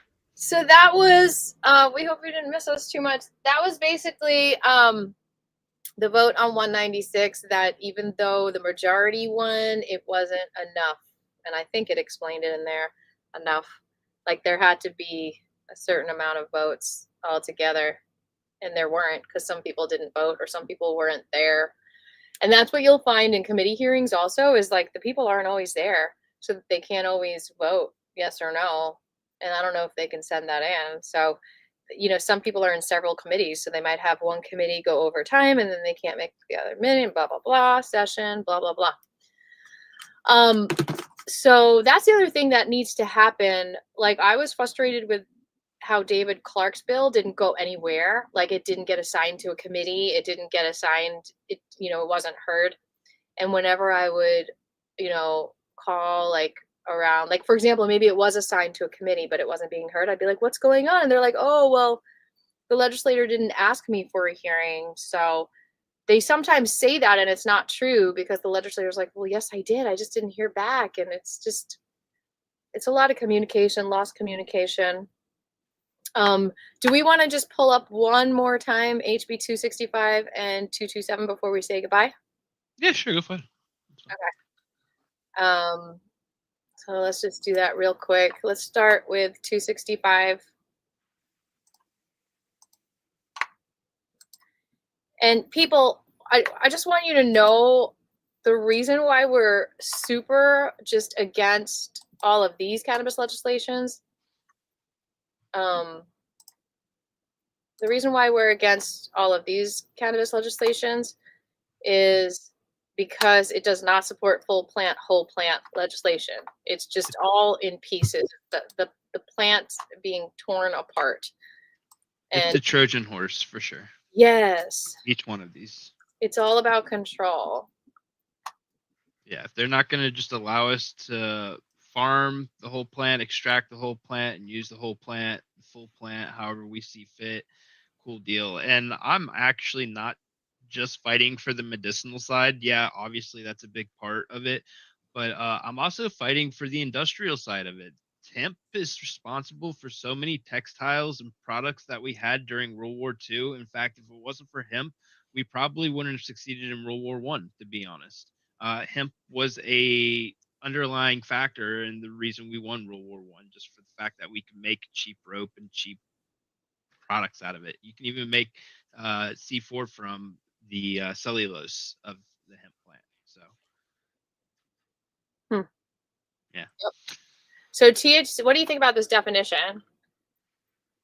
So they want to say THC means tetra. Okay, tetrahydrocannabinol. So they're crossing out THCA now. Tetrahydrocannabinolic acid. Yeah, they tried it. This is SB 33. No, this is, well, it's the House, like, basically what's going on. Oh, and this is another question I think Joseph had. He was like, okay, so it looks like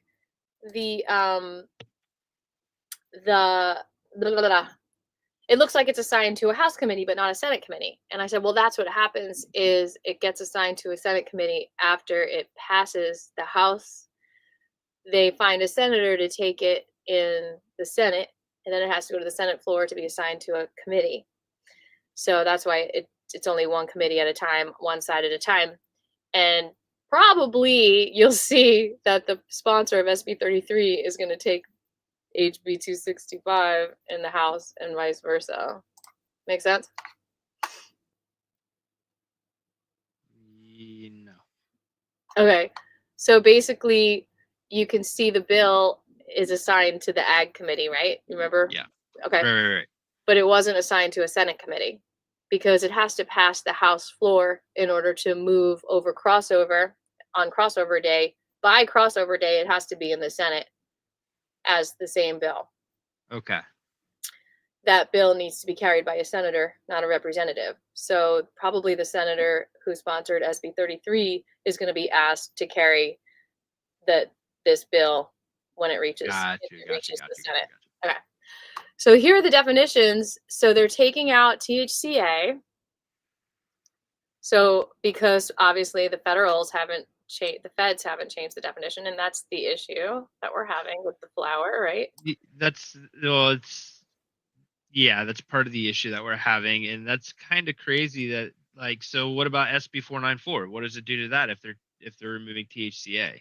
It repeals it.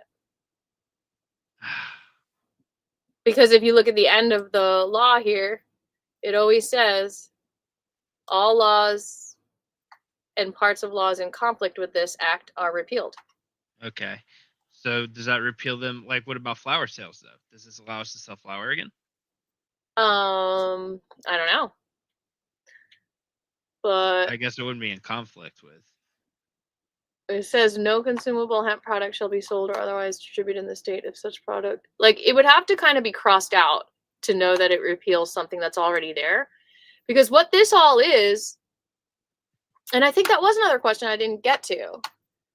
That actually is what Joseph asked me. Like, can we just ask them to take back SB 494? I said, well, basically, all hemp laws ever since we legalized hemp in Georgia are just revisions of the Georgia Hemp Act, which you can find on our law, like the Georgia Law Library or whatever.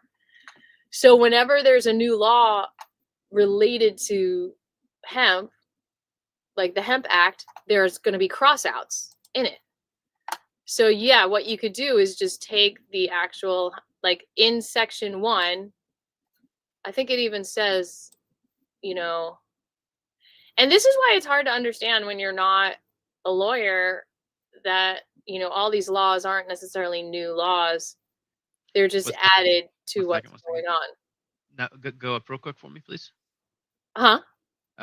Right there, it says 7 delta 9 THCA means delta 9 tetrahydrocannabinol. Nope. That definition is incorrect right there. If they try to do that, that's still number 31, where it says THC delta 9 THC. The D9 THCA means delta 9. No, there is no such thing as D9 THCA. THCA is its own molecule. That, by definition, is incorrect. That's not true. That's not how the plant works. Right. I hear you. THCA turns into delta 9. There is no delta 9 THCA. Right. That makes sense.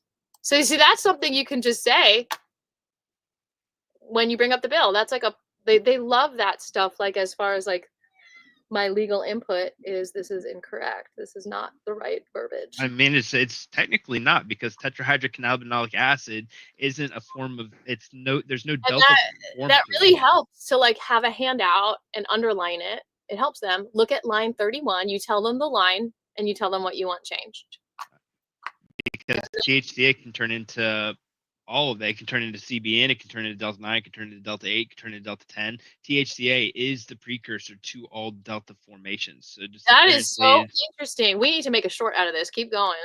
Yeah, I'm just saying THCA is it's the precursor to everything. So the way the plant works when it's growing is it starts with CBG. CBG converts into CBD as the plant continues to grow into like week 3 or 4 of flowering.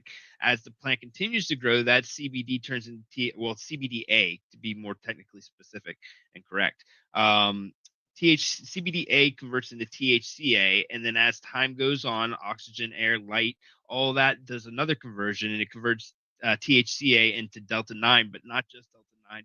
It also converts into delta 8, delta 10.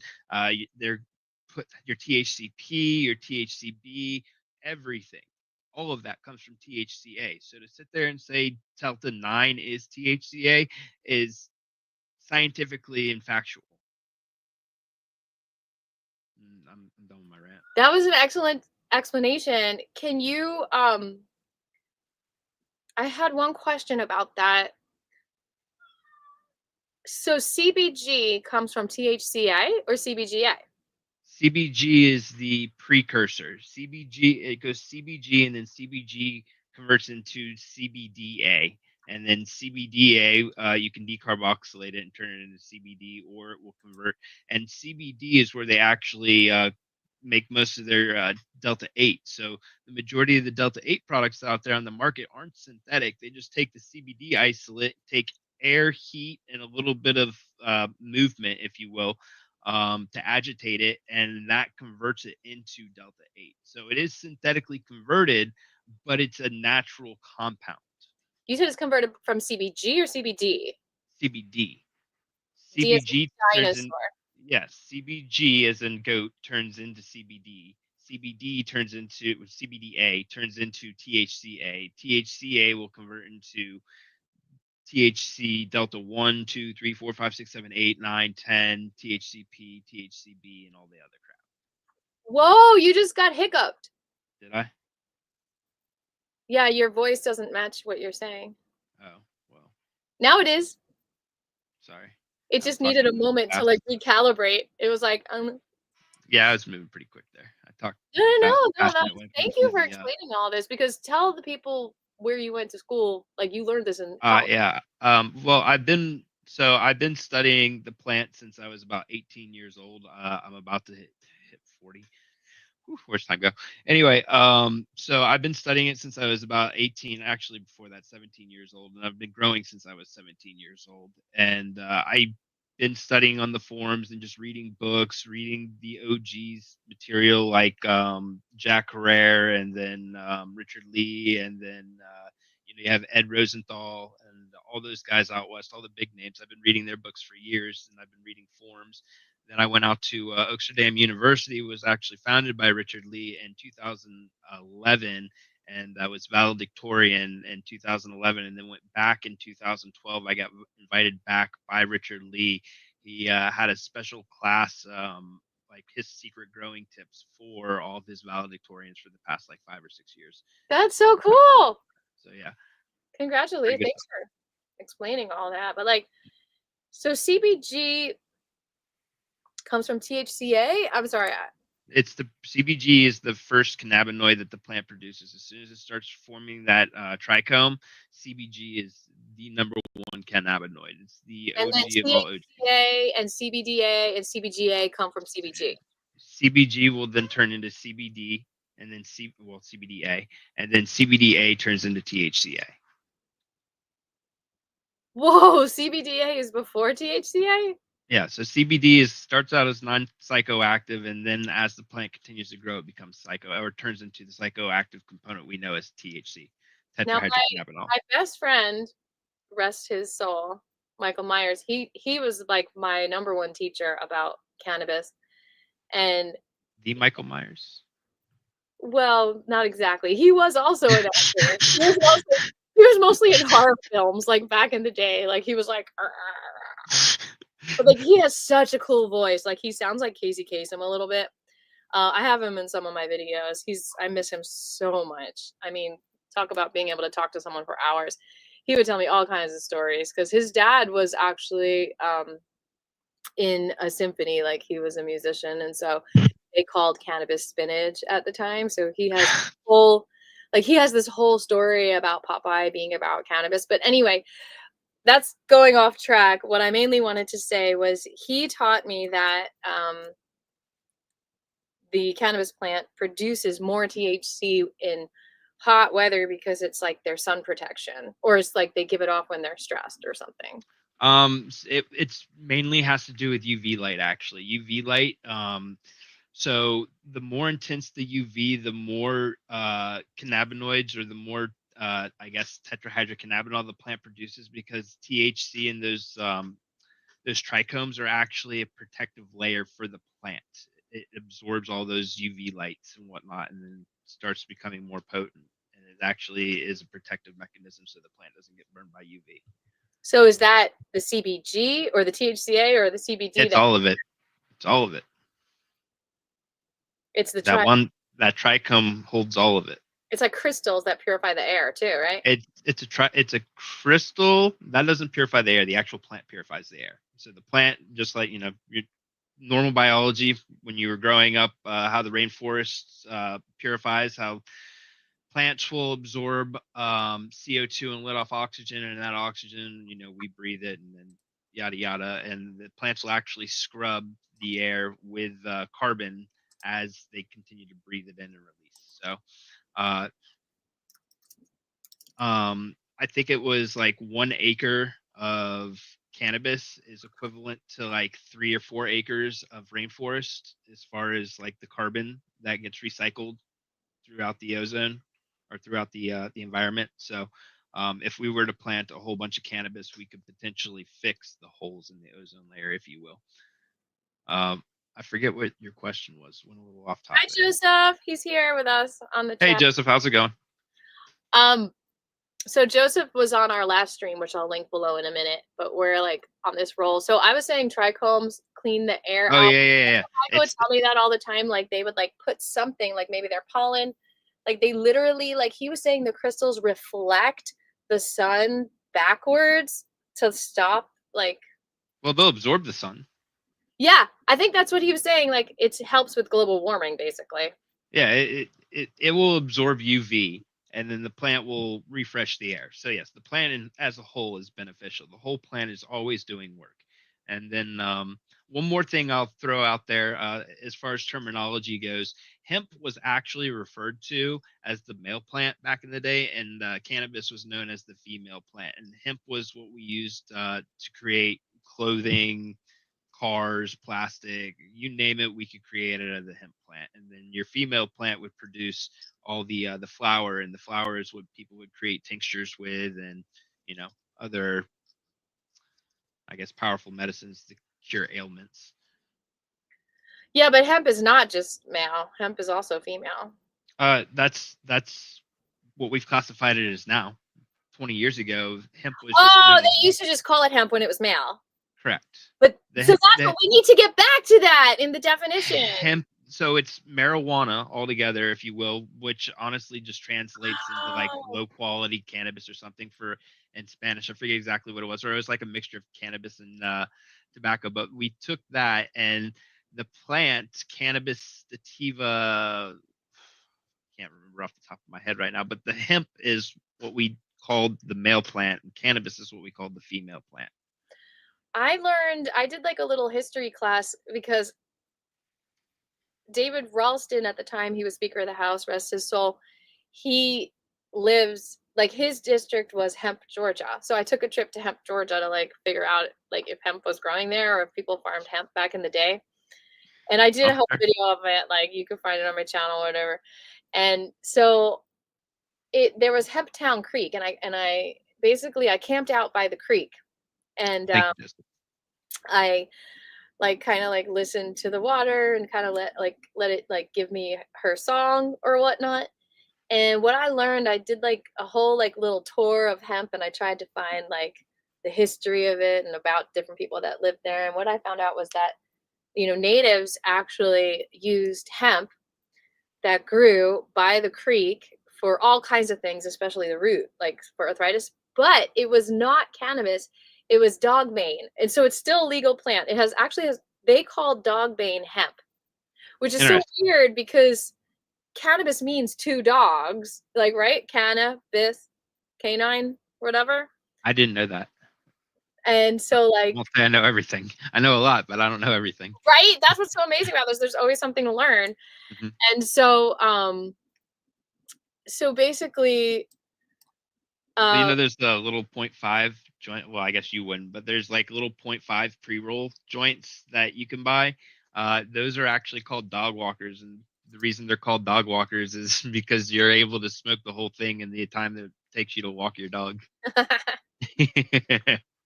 Yeah, I love, oh, that's funny. Like, there's so much to learn, and this plant has been suppressed so much that like it's so easy to not know what you know. Yeah. True. So is there anything, before we dive back into the bills, is there anything that frustrates you that about cannabis that you think maybe legislators don't? Like, what's the most frustrating thing? I'm going to leave you alone for a minute. A ton. Where do I begin? I don't want to deep dive into this because we've only got a few minutes before kickoff starts, and I know we're trying to sign out here, but yeah, there's a ton, man. They have no idea what they're talking about, especially when it comes to their limits. They think that one size fits all, when if in fact does not. It's very much like alcohol. Different strains, different flavors, or different, comparing it to alcohol, let's say different types of alcohol, whether it be a scotch or a bourbon or vodka or something of that nature.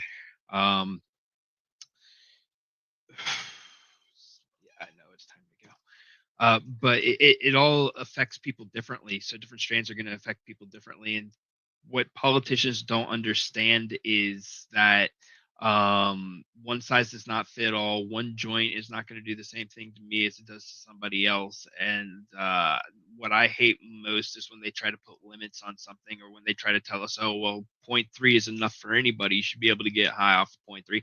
It may not be about getting high. It may honestly be about pain relief or something of that nature. For me, it's ADD. I can't focus, or I have high stress, anxiety, yada yada, if I'm not medicated and alleviated. So and what works for me may not work for someone else. I'm a dabber. I use really high concentrated stuff, which may knock out, somebody that's never smoked before. It may knock you out for 2 or 3 days, but for me, it's, allows me to function normally. So what makes me mad about politicians, or what upsets me, is when they think they know what the limit people should be able to handle is, when everybody is in fact different. I don't mean to be rude, but I do have to kind of get going here. Okay. So, Well, Joseph, you can tag team with Joseph. He wants to come on for a minute. Do you have any last words? please donate to Olivia. She does a fantastic job. Who's Olivia? Aviva, excuse me. I keep calling her Avivia because I'm extremely dyslexic, and when I see it in my head, I see VIVIVIVI. But so that's on me. But yeah, please donate to Aviva, and follow her, subscribe, all that good stuff. Sorry, I'm getting blown up on my phone over here. And then please, going on. yeah. Also, guys, tune in for our podcast on THC Atlanta on X. If you're not already following, please do follow. We will begin that probably next week. And I do plan on, if not going live, at least recording my meetings with these senators so people can know what's going on, and so you guys can actually have insight and see what they're saying behind closed doors, and not just in front of the public camera. What's going on, Joseph? What's up, man? Not a whole lot. About to dip out and log out of here. Make sure you put your tag in the comments, Scotty. Thank you so much. Yeah, please check out his X and his Instagram, right? You're going to Yep. be live there too, maybe? Or Not Instagram, just X, because X is going to be, I hate to say and put any other, I'll just say this, so I'm not putting any other social media on blast. X does not censor and does allow us to be more open with our thought process. So I do appreciate X's platform and the ability to be able to say what I want to say without being censored. Well, we really enjoyed having you today. Thank you for being here. We look forward to seeing what will happen this week at the Capitol. Absolutely. Look forward to those meetings. Yeah. See what happens. All right. All right. I'll see you later this week. All right. Sounds All right. good. Talk to you later. Thank you for having me. Absolutely. Bye. Bye. All right. So Joseph is here tag teaming with Scotty. You missed a lot, man. We talked about 227, 265. We brought up 227, which I want to do maybe real quickly again. But it's crazy. Like, Scotty was like, what? There's a fine for just possessing medical cannabis. Yeah, so I caught the tail end of whichever bill you guys were talking about, where Scotty was saying the Delta 9 THCA, which that's not, that's not an actual cannabinoid. And there was something else he had mentioned that caught my eye, that we're going to have to tag team these bills together. So when he mentioned that THCA was not in there, if I recall, in one of those bills, I believe that they allowed the sale of non-intoxicating flower, which would still put THCA back on that scale. Because again, in raw form, it's not intoxicating. Like Scotty, I really didn't know that, what he just showed or told us about, from CBG to CBD to CBDA, the whole 9 yards. That was a really, really good breakdown for these, representatives and senators to understand, if they would actually just give us the time of day or listen. But yeah, if all that gibberish is there, maybe because, I don't know, because the bill is so, I hate to call the senator stupid, but the bill itself, if the language is so screwed up in there, and it does rechange the THCA and all this stuff, I mean, maybe that's not a bad thing to let this one go through, so it could repeal and replace, like you were saying, 494. Maybe. I mean, let's take a look at it. Let me bring it back to the stage. I know I don't have too much time. The only reason I got my grill going. Oh, yeah. That's awesome. But I mean, we can dig in as much as we can. Yeah, let's just look at this real quickly. So I guess the main issue that people are talking about is that it creates limits. It does create limits in this bill. And I don't know what they're going to sneak in last minute. Well, and they're sneaking into where they're putting the limits on it because I don't think the Department of Agriculture has actually sent over their actual limit to the Secretary of State because there's nothing in the previous bill of 494 that limits anything. It just limits that we can't sell anything other than a gummy. So this is what it is right here. They're saying it can only have 5 milligrams per serving. Yeah. Which is way less than what the original Department of Ag was recommending on 10 milligrams. And so the reason why is because they don't want competition with the medical cannabis. Like in order to heal, like for me, that would be like probably too much because I can't really get high. True. But someone like myself, I mean, if you factor in the fact that I have to take more THCP because we can't get Delta 9, but in, quantities of what we could actually get, I think my full Delta 9 tolerance would probably be about 150 to 250, somewhere around in there. It depends on if it's made good. Yeah, and it really doesn't make you high when you need it for pain relief. I learned that from people who take it for pain relief. It's like we don't even get high if we get until we get 1,000 or something. Like not 1,000. Yeah.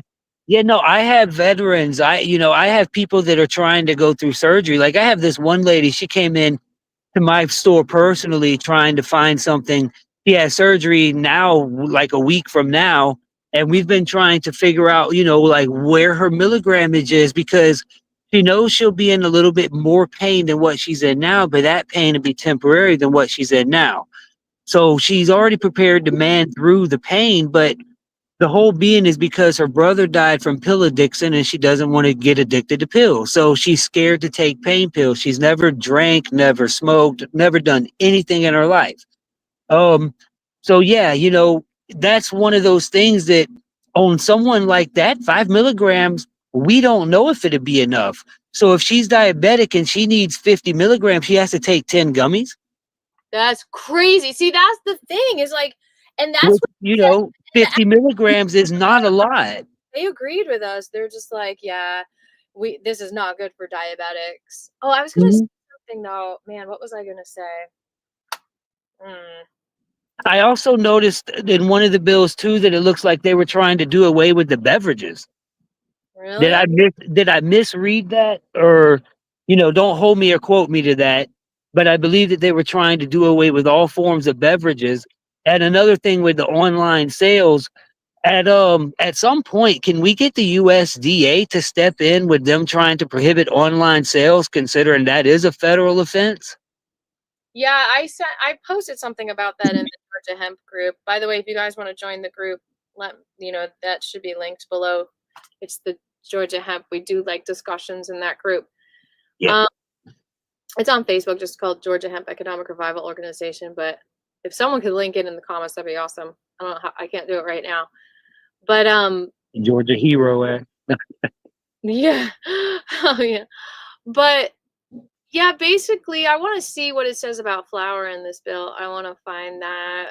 But yeah, what you said about diabetes is really good. And well, the biggest concern for me with those bills, especially with diabetics, is my mom is a diabetic. My mom 2 years ago was hooked on 8 pills that she had to take just to go to sleep at night. Now my mom takes 120. Yeah, she takes 125 milligram Delta 9 gummy and she's good. There's no 2, there's no more than that. It's just 1. Is if we just free this plant completely, then we can start making ginger combinations, ginger, turmeric, maybe with a little cannabis. Some already do. Claire de Lune, Ben and Jen Garland, they add a lot of that stuff into their CBD gummies. It's just so good that they're like, okay, medical cannabis, we're just gonna control you. We're gonna fine you $1 million. Did you see 227? If you don't, we're gonna put you in jail if you have our remedies and want to make it into something else. How rude, actually beyond rude, it's so controlling and evil in a way. It's like, let people do what they want to do to heal their own bodies. Like, we don't need to be dependent on a medical industry, let alone medical cannabis. Like, it's just Well, ridiculous. and you're depending on something that not every Georgian can access. You know, we don't have one within an hour drive. If it was even, For it. you know, if it was 20 minutes, okay, I could see a lot of people maybe going to get it. But even then, the Georgia medical cannabis is so restricted that is it actually worth getting? No, and insurance doesn't pay for it, and you're on a list now. You're a target. Right. You lose your gun rights, which we know Georgia loves to hunt. Exactly. So let's just pull up this bill real quick. Try to find that flower thing that you said that was in 265 or 33. I can't remember because I skimmed through them so fast, and I was going to print them out and take them with me while my travels, so I can actually like study. Yeah. Oh, that's right. You're getting ready. Yeah, I'll have my wife read it to me. Yeah. And it can change. Yeah. Well, I think on the legislation, don't it allow you to see current version? Yeah. Okay. Yeah, there's only one. I don't see anything about flower in here. I want to say that it had something crossed out and then beside it had does not prohibit the sale of flour. I believe were the exact word. Because if that be the case, then that allows flour to be sold again, which is what we were asking.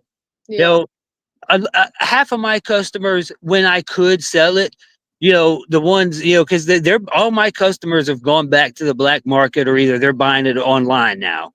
You know, so the biggest thing for me with the black market, of course, is, you know, we've had 2 cases, I don't know, in the past couple of months that I've heard about with people smoking something and it having to get rushed to the hospital. I don't know if it was mold or anything worse than that. But, you know, as far as like the online sales, biggest issue is Georgia's not getting that money. Yeah. That's the thing. I mean, we've been crunching the numbers. I mean, they're probably losing like They're, 12 million a month or more. $500,000 a day. Yeah, for sure. For sure. You know, and I don't think Sam Watson and all these sponsors that love to sponsor these bills, I mean, there's no way that, what is it, True Leave is going to be dumping that kind of money into Georgia. You know, one man can't pay off what 4,100 people are doing. There's no way. Yeah. That's a really good point. You know, and that's just current. You know, with the way that so many people smoke in Georgia, that so many people want legal access to cannabis now, that number is going to rise. You know, in my town alone, we had 14 stores that were selling flour. You know, now none of us are, obviously, because we obey the law. But the thing is those 14 stores could have turned into 24 stores within the next 5 years. And, you know, the income tax for Georgia monthly and yearly would have been insane. Check this out, though. Yeah. Mhm. Totally. Check this out. Yeah. Is it getting bigger? It's really blurry on my end. Okay. Hold on. They're crossing out low THC oil everywhere. They're just calling it medical cannabis, which means, are they about to make it legal to be more than 5% THC? If there's So my general rule, when I was skimming through that, I caught that too. If you refer back to 494, they used that we could not advertise or say that we were selling low THC oil because that was technically what medical grade oil is in Georgia. So I think that has something to do with referencing that if we're referring anything that's hemp related to medical grade, I think that they're trying to outlaw that. Because you know how many times that we've told people in the past or currently that it's the same thing? I think that has a lot to do with it. I really genuinely think the Department of Agriculture uses what we tell them against us. And they talk to these people in the committees and yeah, because all of this language, except for what they screwed up on, As far as like the actual definitions and the actual literature being correct, a lot of the language is what they gathered back in November till current. Well, I mean, it's either them that are listening to us or the lobbyists for like Second Century Ag or whoever, like medical cannabis.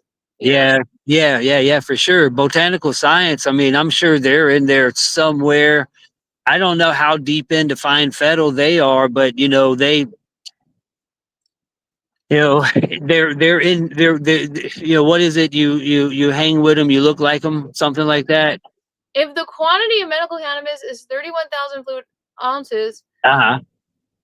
imprisonment not less than 7 years. I mean, the mandatory minimums. This is freaking crazy. Well, I mean, but to be honest with you, if you're a hemp company and if you can sell your hemp the way we have been until October of 2024, there would be no need to want to sell that stuff because, a THCP gummy at 50 milligrams is way stronger than a 10 milligram gummy you're going to get from True Leaf or Botanical Science or even Fine Fettle. Oh my God, you guys. And they can do the same thing. Someone needs to sponsor, someone out there with a lot of money that cares about that needs to sponsor some kind of video. And it doesn't have to be me, like just where we get this out to people. Well, something I just thought about that's really scary for the card holders of Georgia, like the medical marijuana patients. If their card expires and they still have product because they bought it 2 days before their card expired, are they now going to be facing 7 years of imprisonment because they possess what they legally could possess 2 days previously? We already know Georgia's crazy about the medical marijuana and the cannabis laws, period. That's so scary. That's like, if they could put you in jail for your driver's license expiring, what are they going to start doing? The medical cannabis card is evil. Like literally, you do not need a card. Like you don't even get it paid for by insurance. What is the point? Just to allow you.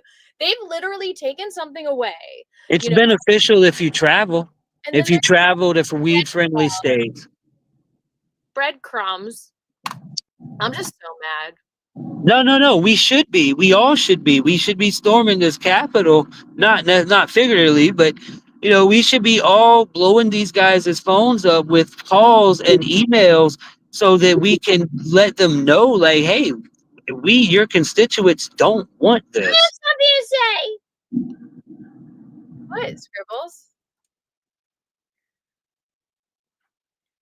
I just don't think they know basic math. $328,000? Look. They think $5 million is a lot. But look how much money they're losing. Oh my God. Now that's math. Good job, Scotty. Yeah. Man. All right. Well, I think oh wait, Scotty, you need to give us your X link so that people can go there for another podcast or two this week, whatever you decide. I really can't do too much streaming on my channel. I will get totally shadow banned and then my music will not be like I am already like having a hard time getting it out there.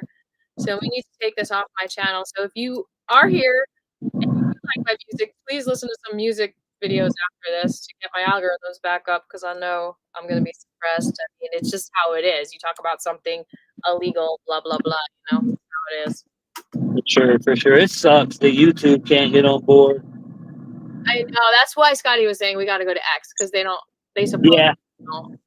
I have X, but somebody's going to have to figure to show me how to use it because I just don't get it. I tried searching some people that he told me to look up and I couldn't figure it out. That's okay. All right. But yeah, so this would be a good exiting point for me as well. Okay. Yeah, no, there's definitely a lot of questions.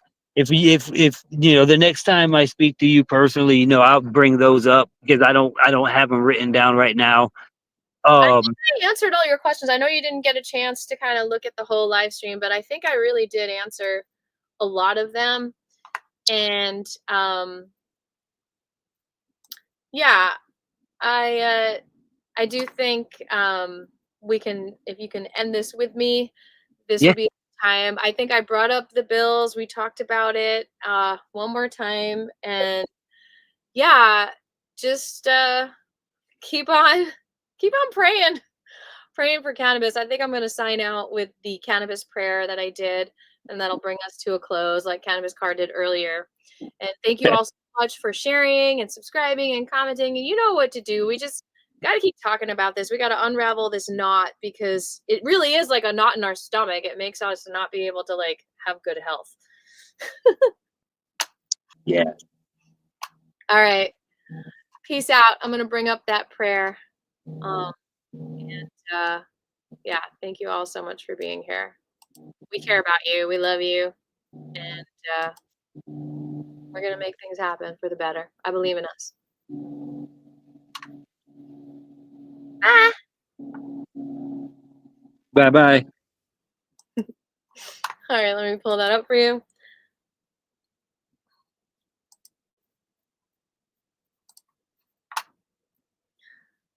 I will see you guys. I'm going to talk so much. I'll see you all next time.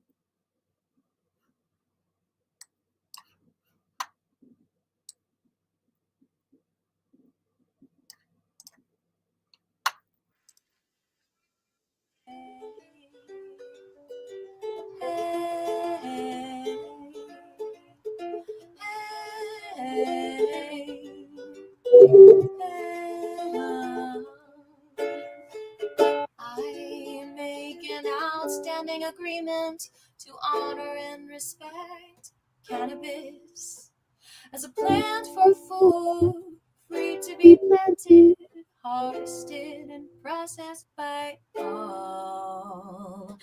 I break any past contract known or unbeknownst to me that has taken away my freedoms and security. I, but not limited to, being punished, shamed, lied to, neglected, shocked, blocked, or manipulated in regards to my personal relationship with and awareness of the cannabis plant. I am committed to spreading education about the many uses of cannabis, from fuel to paper, rock, fiber, medicine, technology, and ceremony.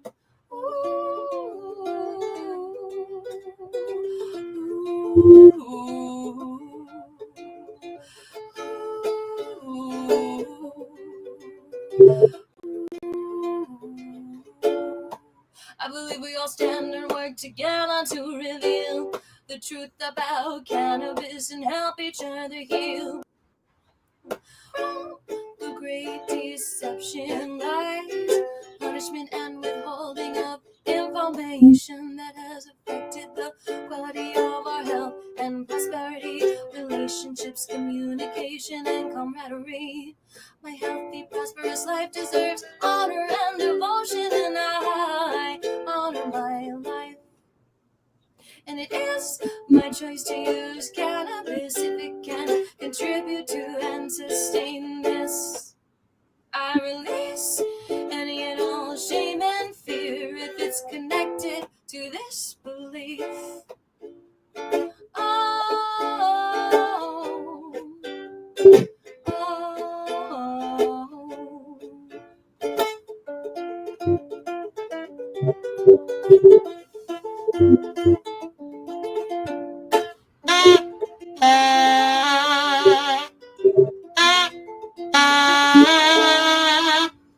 I agree to honor my beliefs and acknowledge new agreements for the support and protection of our basic human rights. In regard to protecting and caring for ourselves, others, earth, and earth's resources, I further agree to and believe that it is my right and any human's right to personal garden, family and our industrial farm. All suppression in the form of laws or otherwise that is out of agreement with this new contract is in violation of our beliefs, and it is my responsibility to make sure there's relief. And this is heard far and wide until total liberation is achieved. This is my sacred agreement and commitment, and I see that it is good.